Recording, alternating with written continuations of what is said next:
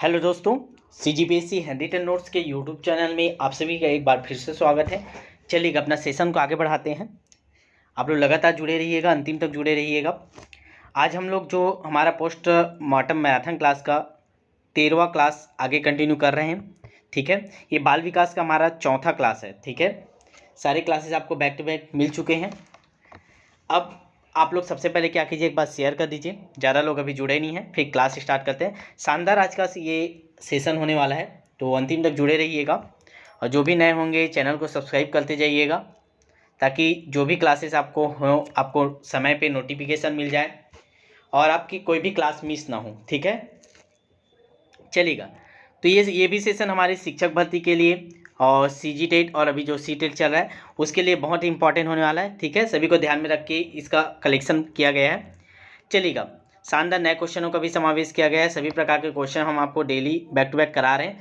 आपका काम सिर्फ शेयर करना है और ज़्यादा से ज़्यादा लोगों को हमसे जोड़ना है। ठीक है, हमारे बहुत सारे बैच भी चल रहे हैं, चाहे वो CGPSC को हो, शिक्षक भर्ती को हो, CG टेट के हो, C टेट को, सभी के बैच चल रहे हैं। हमारे बैच के बारे में ज़रूर जानकारी लीजिए। हमारे हेल्पलाइन नंबर पे कॉल करके बात कर लीजिए या व्हाट्सएप में मैसेज कर दीजिए, आपको डिटेल मिल जाएगा। ठीक है, चलिएगा। स्क्रीन पे क्वेश्चन लग चुका है। अब आपको क्या करना है, लाइव चैट ऑन कर लीजिए और लाइव चैट में आपको आंसर देते जाना है साथ ही साथ। ठीक है, 30 क्वेश्चन का सेट लेके आए हैं। ये वाला सेशन में भी 30 क्वेश्चन आएंगे, उसके आगे आपको लगातार हमारे सेशन मिलते रहेंगे। तो बस आप बेल आइकन प्रेस कर लीजिए और सब्सक्राइब करके रखिए। चालू करें, शेयर कर दिए आप लोग सभी। आप लोग शेयर किया करें ताकि ज़्यादा लोग जुड़ेंगे तो और बेहतरीन क्लास आपको लिए हम लोग दे पाएंगे। चलेगा, सबसे पहला क्वेश्चन देखेंगे। स्क्रीन पे पहला क्वेश्चन दिखाई दे रहा है, निम्नलिखित में सृजनशीलता का प्रमुख तत्व क्या नहीं है। जहां नहीं है दिया रहता है उसको गोल घेर दिया करिए, ये एक निगेटिव पॉइंट है, तो याद रखिएगा इसका आंसर भी निगेटिव होगा। ठीक है, तो देखिए, मौलिकता, अनुशासन, धारा प्रवाहिता, लचीलापन। चलिए बताइएगा कमेंट में क्या होगा इसका सही आंसर। आपको हर क्वेश्चन में और एक्स्ट्रा जानकारी भी मिलेगा। ठीक है, ना केवल यहाँ पे हम MCQ करते हैं बल्कि उससे संबंधित जितने भी जानकारी हमको आगे जानना रहता है वो सब हम आपको क्लास में यही करा देते हैं। तो लगातार आप लोग क्लास देखा करिए। चलिएगा, तो लाइव चैट में ऑन कीजिए, वहाँ से आंसर देना स्टार्ट कीजिए।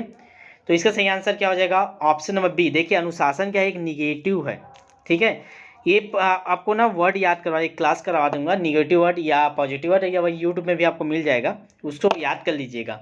ठीक है, जैसे यहाँ निगेटिव पूछा है तो निगेटिव इसका आंसर होगा, बाकी पॉजिटिव है। मौलिकता, धारा प्रवाहिता, लचीलापन। क्या बोले, सृजनशीलता। देखिए, सृजनशीलता क्या होता है, एक अवधारणा है जिसमें हम लोग क्या करते हैं, कोई नए विचार को लेकर कोई नए विचारों का जन्म होता है, कुछ नया बनाते हैं, निर्माण करते हैं, तो उस सब में क्या है, धारा प्रवाहिता होनी चाहिए, लचीलापन होना चाहिए, मौलिकता होनी चाहिए। लेकिन अनुशासन शब्द तो निगेटिव, बच्चों को कभी भी अनुशासन में रखना है ये हमारा उद्देश्य नहीं होना चाहिए। जहाँ अनुशासन शब्द देखोगे वो निगेटिव हो, उसको तो आंसर से हटा ही दीजिएगा। ठीक है, चलेगा। अगला क्वेश्चन, क्वेश्चन नंबर सेकेंड। पियाजे के अनुसार संज्ञानात्मक बाल विकास की कितनी अवस्थाएं हैं। 3 अवस्था, 4 अवस्था, 5 अवस्था, 6 अवस्थाएं। चलिए लाइव चैट में आंसर दीजिए सभी लोग। इसके बारे में सभी लोग जानते हैं पियाजे ने कितना दिया है, तो ध्यान रखिएगा पियाजे ने क्या क्या दिया है। तो देखिए, पहला है इंद्रिय जनित गामक अवस्था, ये आपका रहता है 2 से जन्म 0 से 2 वर्ष तक, उसको क्या बोलते हैं, इंद्रिय जनित गामक अवस्था। दूसरा रहता है आपका 2 से 7 वर्ष, उसको क्या बोलते हैं, पूर्व संक्रियात्मक अवस्था। ठीक है, फिर तीसरा आता है 7 से 11 वर्ष, उसको क्या बोलते हैं हम लोग, मूर्त संक्रियात्मक अवस्था। फिर होता है 11 से प्लस, ये क्या होता कहलाता है आपका अमूर्त संक्रियात्मक अवस्था। तो इस प्रकार हमारे कितने अवस्थाएं हो गए, 4। तो पियाजे ने 4 दिया। एक बार और बोल रहा हूँ, अच्छे से सुनिएगा। इंद्रिय जनित गामक अवस्था मतलब 0 से 2 वर्ष तक, पूर्व संक्रियात्मक अवस्था 0 से 7 वर्ष, मूर्त संक्रियात्मक अवस्था 7 से 11 वर्ष, अमूर्त संक्रियात्मक अवस्था 11 से आगे के लिए। ठीक है, तो इस प्रकार पियाजे ने संज्ञानात्मक विकास के कितने दिए हैं, तो याद रखिएगा कितने दिए हैं, तो 4 अवस्थाएं दिए। तो इसका सही आंसर हो जाएगा ऑप्शन नंबर बी। ठीक है, चलेगा। अगला क्वेश्चन देखिए, क्वेश्चन नंबर तीसरा देखेंगे। क्या बोलता है, शिक्षा मनुष्य में अंतर्निहित क्षमता का परिपूर्णता में विकास करते हैं। यह कथन किसका है, स्वामी विवेकानंद, स्किनर, पेस्टोलॉजी, रविंद्रनाथ टैगोर। अभी वाला जितना भी आता है कथन वाला, मैं बोला था आप एक पेज करके पेज रखते जाइएगा और हर क्लास में जितने भी कथन आएंगे उसको नोट करते जाइएगा। तो इसका स्क्रीनशॉट ले लीजिए, आंसर बताऊंगा, फिर स्क्रीनशॉट ले लीजिएगा और उसको उस अपना जो पेज है उसमें डाल दीजिएगा। चलिए बताइए आप लोग पहले कमेंट कीजिए, किसी को पता है क्या? अगर आप जो बाल विकास का बुक बताया हूँ आज लुसेन का, अगर उसको पढ़े होंगे तो आपको पहले दूसरे पेज में ही मिल जाएगा ये वाला, ठीक है, उसमें दिया हुआ है ये, तो सफिशियंट है। आप लुसेन के बाल विकास ले लीजिए या फिर आपके पास जो भी बुक है उससे आप पढ़िए, उसके क्वेश्चन सॉल्व कीजिए, ठीक है। Question is most important CTET निकालने के लिए। कहीं भी थ्योरी क्लास, कोई पैट क्लास मत लीजिएगा। सीटेट में आपका सीजीटेट में शिक्षक में पैट क्लास की बिल्कुल भी ज़रूरत नहीं पड़ती, आप केवल क्वेश्चन प्रैक्टिस कीजिए, ठीक है। और जो भी आपके पास बुक है उससे थ्योरी पढ़िए, या यूनिवर्सल बुक जो भी लुसेन का है जैसे बाल विकास उसको पढ़िए, हिंदी के लिए लुसेन का है, आपको बुक लिस्ट हम लोग बता दें, उसको देख लीजिएगा। चलिए इसका सही आंसर क्या हो जाएगा? Option number A, Swami Vivekananda ji. याद रखिएगा, स्वामी विवेकानंद जी ने बोला है कि शिक्षा मनुष्य में अंतर्निहित क्षमता का परिपूर्णता से विकास करती है। तो किसका कथन है? तो स्वामी विवेकानंद जी का। अब ले लीजिए स्क्रीनशॉट इसको और डाल दीजिएगा आप लोग, ठीक है। चलेगा क्वेश्चन नंबर चौथे की ओर आगे बढ़ते हैं। सीखने के प्रयास, जो सीखने के प्रयास और भूल का सिद्धांत किसके प्रतिपादक थे? अभी जो टेट हो उसमें भी आया था ना, प्रयास और भूल का सिद्धांत। बताइए चलिए, प्रयास और भूल का सिद्धांत किसका? सभी को पता होगा जी इसका आंसर, तो अगर आप पढ़ के आए हैं तो चलिए बताइए।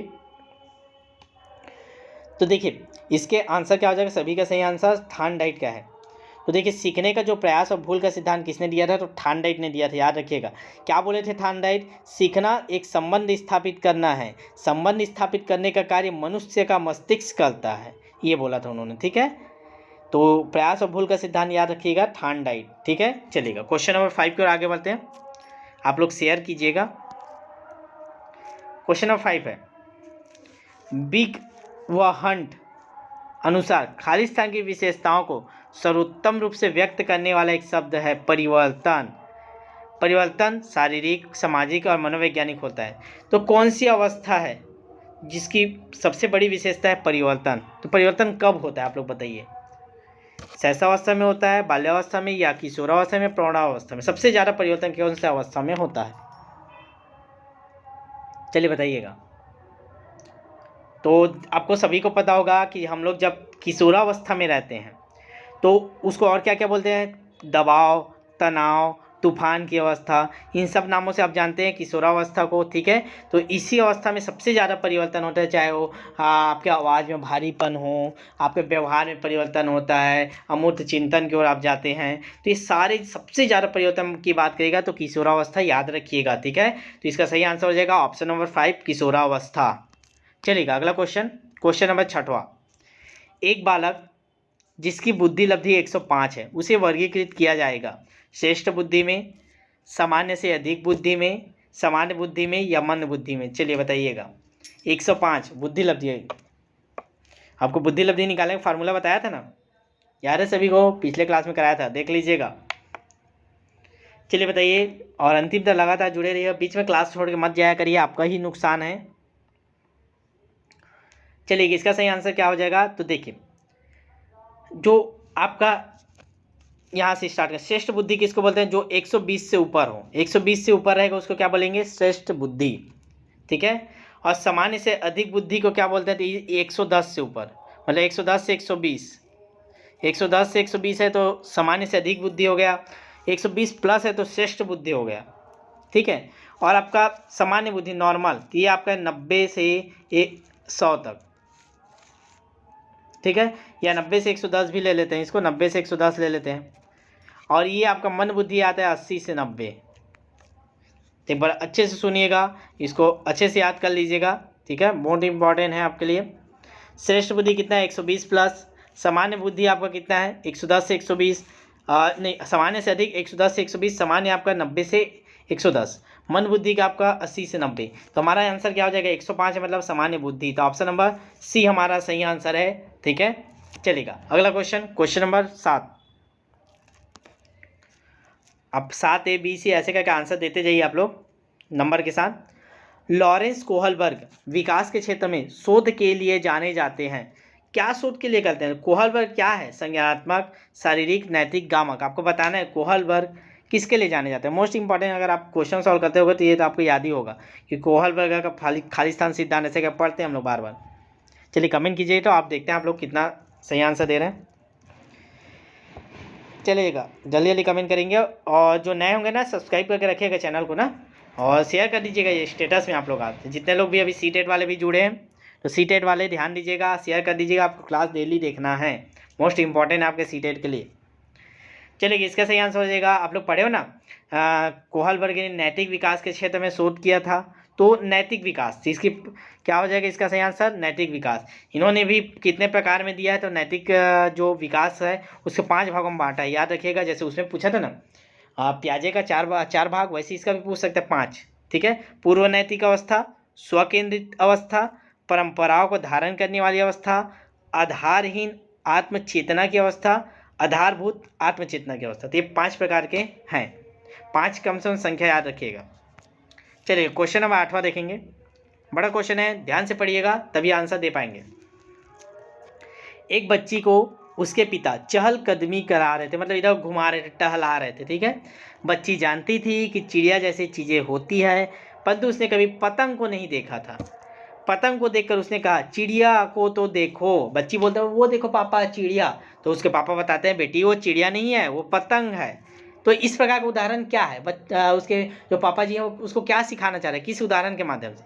सम्मिलन, समायोजन, संरक्षण, वस्तु का प्रदर्शन। मोस्ट इंपॉर्टेंट क्वेश्चन है, ऐसे क्वेश्चन आपको एग्जाम में देखने को मिलता है और मिलेगा भी, ठीक है। चलिए बताइएगा। तो देखिए, इसका आंसर आप पढ़े होंगे, दे पाएंगे, नहीं तो नहीं दे पाएंगे। तो देखिए, इसका सही आंसर क्या हो जाएगा? सम्मिलन। तो देखिए, अगर हम लोग चीज़ में कोई भी चीज़ें हैं, 2-3 चीज़ें हैं, उसमें अंतर नहीं कर पा रहे हैं, तो उसको क्या बोलते हैं? सम्मिलन का उदाहरण के अंतर्गत आता है। जैसे बच्ची तो देखी कि जो भी उड़ता है उसको चिड़िया बोलते हैं। अब ये पतंग भी उड़ रहा है, मतलब वो तो अंतर नहीं कर पाया कि चिड़िया और पतंग में, वो भी बोल दिया ये भी उड़ रहा है, मतलब ये तो पतंग है, मतलब चिड़िया बोल दिया पतंग को। तो ये क्या हो गया? सम्मिलन का उदाहरण है। जब हम लोग किसी भी 2 चीज़ों में अंतर नहीं कर पाते या बहुत सारी चीज़ों में अंतर नहीं कर पाते, तो सम्मिलन के अंतर्गत आता है। ध्यान रखिएगा इसको, ठीक है, इंपॉर्टेंट है, स्क्रीनशॉट लेके रख सकते हो आप चाहे तो। चलिएगा, next question, question number 9। Question number 9 क्या बोलता है? समाजार्थिक मुद्दों से जूझ रहे उन बच्चों की जिनकी प्रतिभा प्रभावित हो सकती को खालिस्तान सहायता करता है। मतलब कोई बच्चा जैसे बाल मजदूरी में जूझ रहा है, या उसके माता पिता आर्थिक स्थिति से कमज़ोर हैं, इस प्रकार कोई भी सामाजिक मुद्दों से, कोई भी प्रकार के मुद्दों से वो जूझ रहा है, तो ऐसे बच्चों को क्या सहायता कर सकती है? स्वाधिगम मॉडल, विभेदित निर्देश, पाठ्यचर्या का विस्तार, संज्ञानात्मक वर्गीकरण। चलिए बताइएगा। तो देखिए, अगर कोई बच्चा सामाजिक तथा आर्थिक मुद्दों से जूझ रहा है, और दोनों के सामाजिक और आर्थिक ये हो जाएगा ना, समाज आर्थिक लिख दिया है, सामाजिक तथा आर्थिक मुद्दों से अगर जूझ रहे हैं, तो उन बच्चों को जिनकी प्रतिभा क्या हो सकती है? प्रभावित हो सकती है, ऐसे बच्चों का स्व अधिगम मॉडल सहायता करता है। ऑप्शन नंबर ए, ध्यान रखिएगा, स्व अधिगम मॉडल। तो इसको अच्छे से दिमाग में रख लीजिए, स्व अधिगम मॉडल क्या होता है? तो सामाजिक या आर्थिक मुद्दों से जूझे बच्चों की सहायता देने के लिए स्व अधिगम आधारित मॉडल आता है, ठीक है। चलिएगा, आप लोग लाइक भी कर दीजिएगा, क्लास अच्छा लग रहा होगा तो। मोस्ट इंपॉर्टेंट क्वेश्चन है, ठीक है। क्वेश्चन नंबर 10वां, एक कक्षा में वैयक्तिक विभिन्नता के क्षेत्र हो सकते हैं। मतलब क्या के एक कक्षा के अंदर क्या क्या विभिन्नता पाई जा सकती है? रुचियों के विभिन्नता, सीखने के, चरित्र के, या ये सभी? चलिएगा, बहुत आसान क्वेश्चन है, आपको भी पता होगा, आप क्लास में पढ़ के आए हैं आप भी।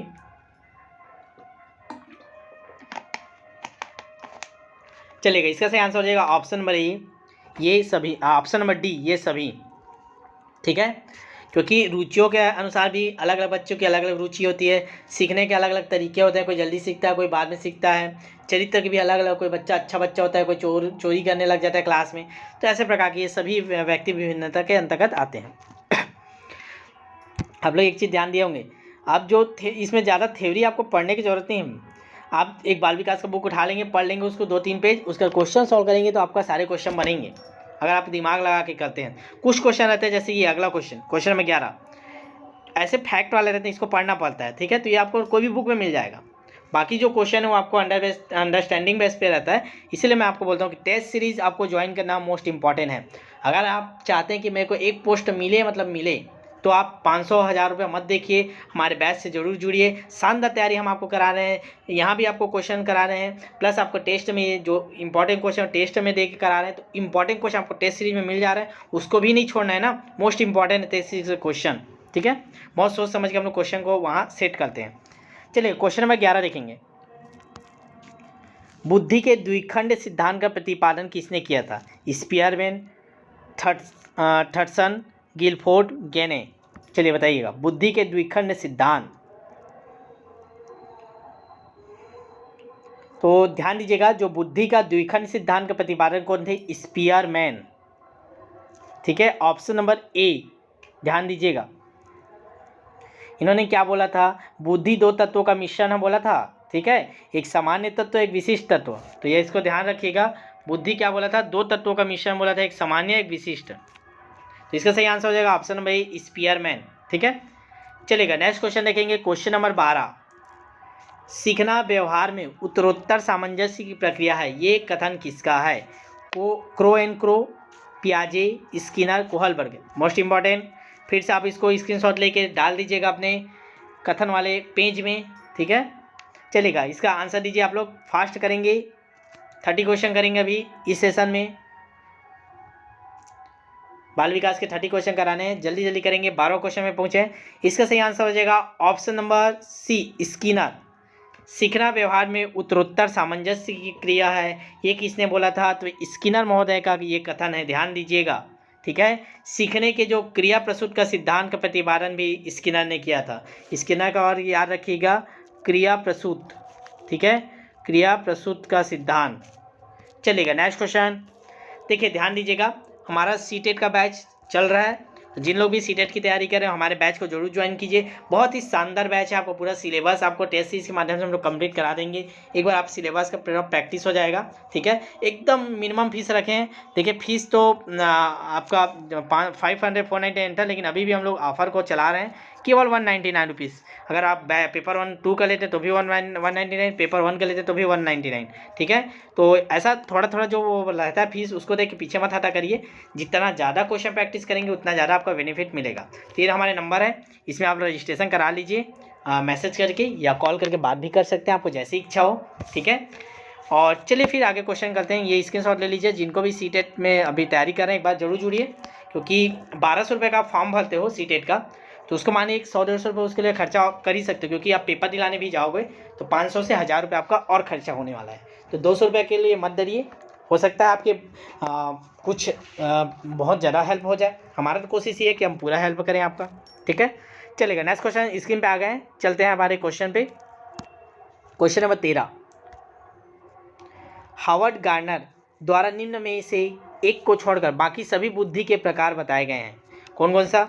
भाषा, सृजनात्मकता, अंतर्वैयक्तिक कौशल, अंतःवैयक्तिक कौशल। तो बताइए, इसमें एक को छोड़कर 3 क्या है आपके गार्नर के अनुसार बुद्धि के प्रकार, तो एक कौन सा है? चलेगा, कमेंट करेंगे।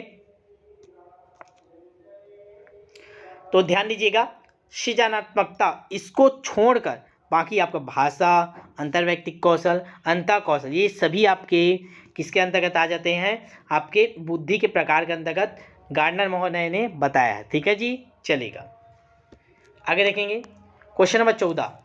मूल्यांकन का उद्देश्य है, क्या उद्देश्य बताइएगा?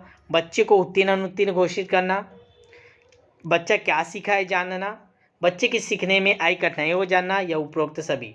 चलेगा, शानदार क्वेश्चन है, बताइए।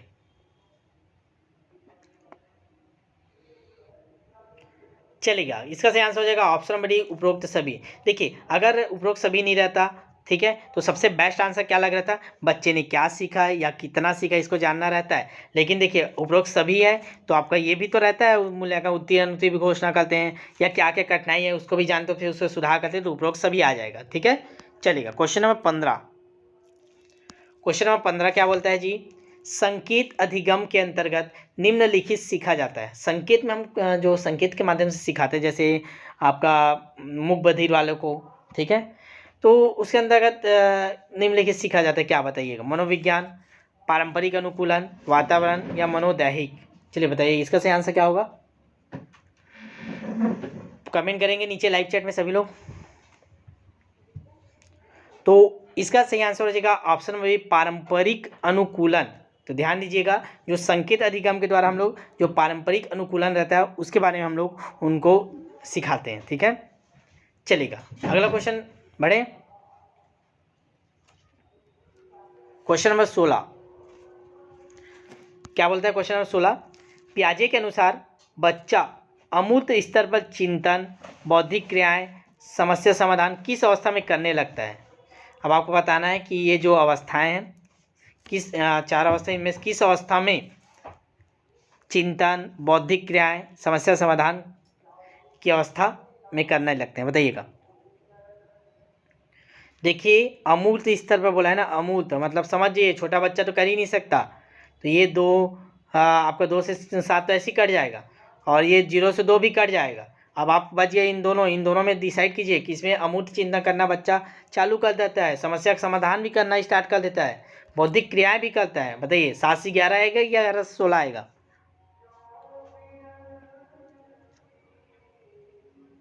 तो देखिए अमूर्त की बात किया है तो ये आएगा ऑप्शन नंबर सी। ठीक है, ऑप्शन नंबर सी आ जाएगा, औपचारिक संक्रियात्मक अवस्था। ठीक है, 11 से 16 वर्ष के होता है जिसमें बच्चा अमूर्त स्तर पर चिंतन, बौद्धिक क्रियाएं और समस्या समाधान करने लगता है। ठीक है, चलेगा क्वेश्चन नंबर 17 की ओर आगे बढ़ते हैं। कौन सा सीखना स्थायी होता है? आप सीखने के बहुत सारे प्रकार रहते हैं, कैसे कैसे सीखते हैं, रट कर सीख जाते हैं, कोई बच्चा कोई सुन कर सीखता है, कोई समझ कर, कोई देख कर। तो सबसे स्थायी क्या होता है, किसको लंबे समय तक याद रख सकते हैं हम लोग? जल्दी से कमेंट करेंगे, एकदम इजी क्वेश्चन है।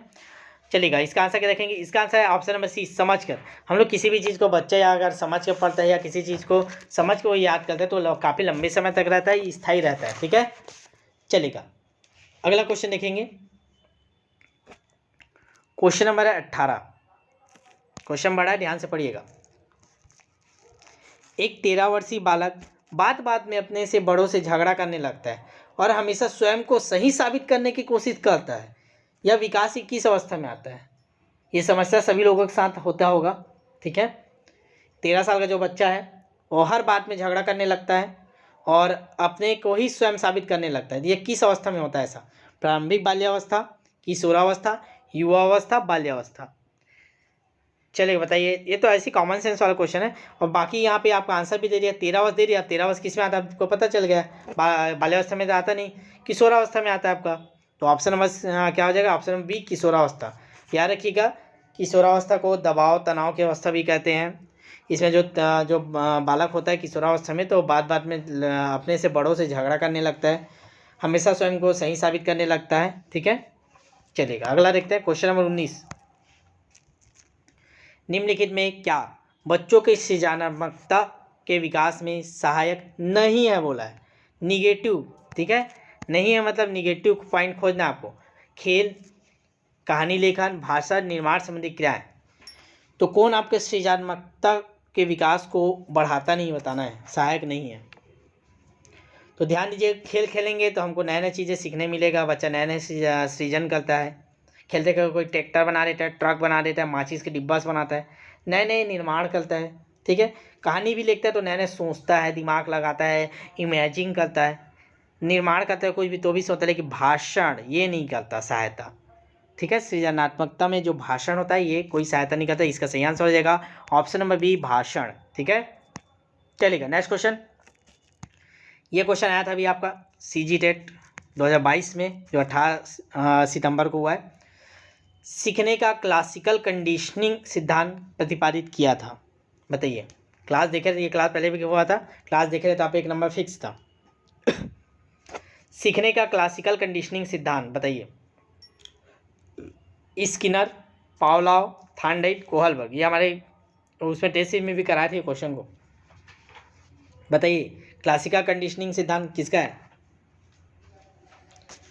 तो ध्यान दीजिएगा, क्लासिकल कंडीशनल सिद्धांत किसका है? तो याद रखिएगा पावलोव का है, ऑप्शन नंबर बी। ठीक है, सीखने का जो क्लासिकल कंडीशनिंग सिद्धांत का प्रतिपादन रूस के जो वैज्ञानिक है पावलोव, इनके द्वारा किया गया था। ठीक है, चलेगा अगला क्वेश्चन देखेंगे। क्वेश्चन नंबर 21, जन्म के समय लगी चोट या भ्रूण क्षति के वजह से आई मानसिक मंदता, मतलब बच्चा कोई पैदा होता है, वो पैदा होते ही अगर उसका दिमाग थोड़ा सा बुद्धि कम है तो किसके अंतर्गत आता है? जैविक मंदता, आकस्मिक मंदता, पारिवारिक मंदता या चिकित्सा मंदता? बताइए, कमेंट करेंगे लाइव चैट में सभी लोग। और जितने लोग नए होंगे सब्सक्राइब जरूर कर लीजिए, चेक कर लीजिए आपका सब्सक्राइब है कि नहीं चैनल, ताकि जो भी क्लास अपलोड हो एकदम इंपॉर्टेंट क्लासेस ही होंगी, ठीक है, जो आपके डायरेक्ट एग्जाम में देखने को मिलेंगे, ठीक है। तो ध्यान दीजिएगा, क्लास मिस नहीं होना चाहिए, तो आप लोग सब्सक्राइब करके रखिए, बेल आइकन प्रेस करके रखिए। चलिए जल्दी बता दीजिए, तो इसका सही आंसर हो जाएगा, बताइए आप लोग। ऑप्शन नंबर ए जैविक मंदता, याद रखेंगे, जन्म के समय लगी चोट या भ्रूण क्षति की वजह से आई मानसिक मंदता को जैविक मंदता भी कहते हैं, ठीक है जी। चलेगा next question, question number 22। Question number 22 क्या बोलता है, ध्यान से सुनिएगा। निम्न में कौन सा विशिष्ट अधिगम विकलांगता का उदाहरण है? मतलब इनमें से क्या चीज़ है जो विकलांगता के अंतर्गत आता है? अधिगम विकलांगता, मानसिक मंदता, dyslexia, attention deficit hyper disorder, autism? बताइए, क्वेश्चन नंबर 22 का आंसर कमेंट करेंगे लाइव चैट में। देखिए, मानसिक मंदता और ये हाइपर डिसऑर्डर और ऑटिज्म, ये तो आपकी विकलांगता के अंतर्गत आ जाते हैं, लेकिन अधिगम विकलांगता मतलब पढ़ने लिखने में समस्या, तो ये आ जाएगा ऑप्शन नंबर बी डिसलेक्सिया, ठीक है। आप सभी लोग को पता है डिसलेक्सिया, ठीक है। इसमें क्या होता है, पढ़ने में समस्या आती है, तो ये भी पठन विकार के अंतर्गत आता है, इसीलिए अधिगम विकार में इसमें लेंगे। अधिगम विकलांगता के अंतर्गत डिसलेक्सिया, जो पढ़ने में कठिनाई होता है बच्चों को, ठीक है। चलेगा क्वेश्चन नंबर 23। शिक्षा में फोबेल का महत्वपूर्ण योगदान था। खालिस्तान का विकास, क्या चीज़ के विकास में? व्यावसायिक school, kindergarten, public school, Latin school? बताइएगा, सभी को इसका आंसर पता होगा, फास्ट करेंगे। किंडरगार्टन, ठीक है ना। फोबेल का क्या है? किंडरगार्टन, रट्टा मारते हो ना, फोबेल का क्या है? किंडरगार्टन। चलिए क्वेश्चन नंबर 24। निम्नलिखित में संश्लेषण का उदाहरण है? निबंध लिखना, भाषण देना, प्रमेय सिद्ध करना, चित्र रंगना? बताइए, संश्लेषण का उदाहरण कौन सा है इसमें? तो याद रखिएगा, जो हम लोग गणित देखे, गणित बनाते हो आप लोग, प्रमेय सिद्ध करते हो, ये संश्लेषण का अंतर्गत आता है, ठीक है। तो ध्यान दीजिए, गणित शिक्षण में किसी भी प्रमेय को सिद्ध करना संश्लेषण विधि का उदाहरण है। चलेगा next question, question number 25। 5 question और। सीखने का वह मॉडल जो बच्चों की सृजनात्मकता को उत्प्रेरित करता है, मतलब ऐसा कौन सा मॉडल है जो सृजनात्मकता, ठीक है, सृजनात्मकता की ओर बच्चों को अग्रसित करेगा? बताइएगा, बैंकिंग मॉडल, रचनावादी मॉडल, प्रोग्रामिंग मॉडल, उपरोक्त में से कोई नहीं।